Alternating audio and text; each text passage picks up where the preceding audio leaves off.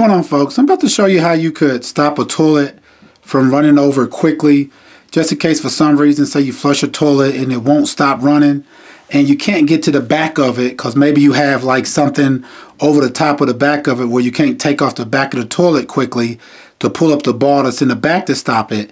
There's another way you can stop a toilet from running over by basically going down behind it and turning off the actual water supply that goes to the toilet.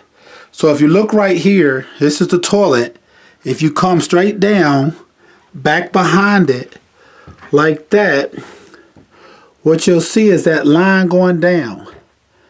And right here is actually your water supply. So, alright folks, so like you can see right here, this is actually your water shutoff valve right here. So all I did was go down behind the toilet, and right here is what you would want to turn off to stop the water from going to your toilet, which would then stop your toilet from running over. And all you have to do normally is just turn this valve. Keep turning it.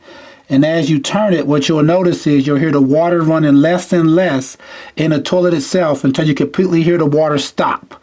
And once you've done that, next what you'll want to do is pretty much find out exactly what it is that was causing your toilet to run over. Maybe you had too much toilet paper inside of it, or maybe you have another issue to where something going on with the actual sewer system to where your toilet drains into pretty much.